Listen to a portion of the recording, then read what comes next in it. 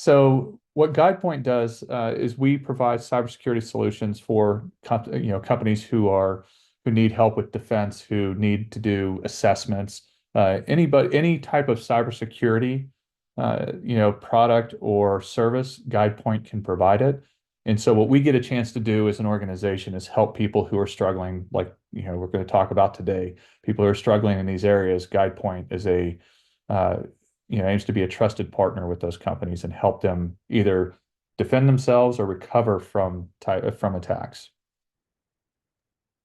And talk with me. Obviously, the hottest topic right now is the chip maker microchip technology that was recently hit. How big of a deal is this for the public, and what is it that you are doing to help remedy what took place? So the fact that microchip got hit says a couple of things. One, that we're seeing an increase against manufacturing. So it's about a 7% increase against manufacturing uh, as far as malware, ransomware type of an attack. Now, you can read a lot into what happened with microchip because of what they do. So aerospace, defense, automotive, there's a lot of different things that hit at the infrastructure, national security interests of the United States. Uh, but again, at the moment, given what's been reported, a lot of it would be speculation to figure out kind of what actually happened or why they were hit. As far as what GuidePoint is doing, GuidePoint, we're always available and helping, to help recover, whatever we can do for that company. I think Mandiant is the one that's or actually, I don't know which company it is actually that's doing that. So, And speculation aside, how does something like this happen? Not just in this scenario, but in other scenarios that we've seen recently. A lot of people think, these are huge companies. How is it that something like this is able to take place so easily and so frequently?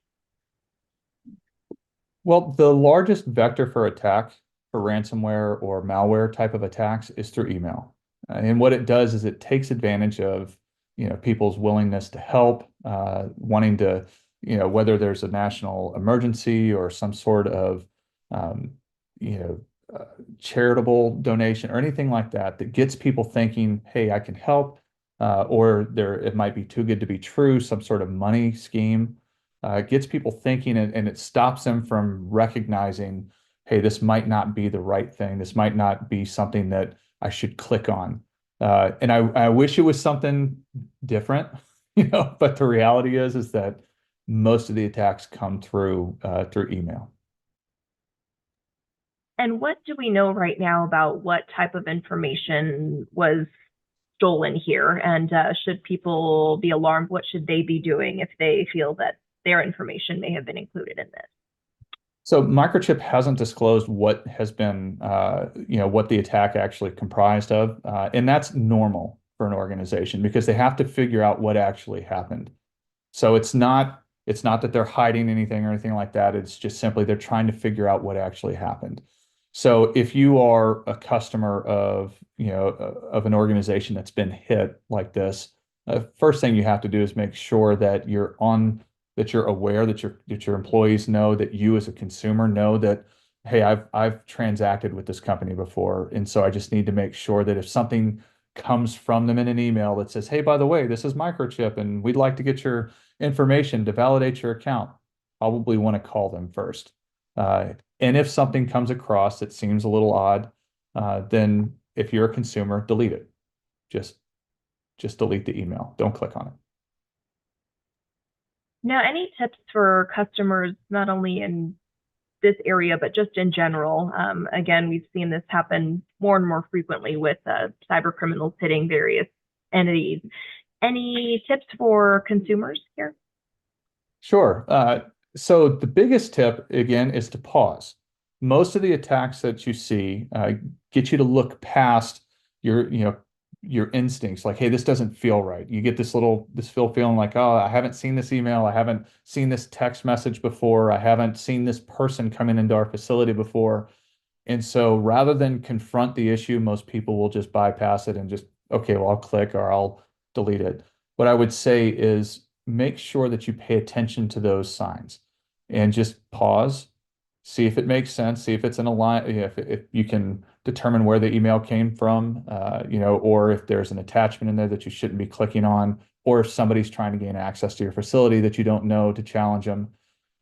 In this time, there's such an increase in these types of attacks because it's profitable, and so there's a money motive behind it, and so we want to make sure that you just pause and make it a little bit more of a challenge for an adversary to come in and either grab your credentials or gain access to your company's network.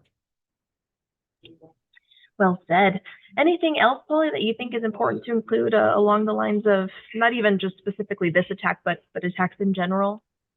Sure. If something happens, and this is true, whether it's this company or another one, if you start getting emails that feel weird, or you start seeing things, you need to pay attention to your bank account first and foremost.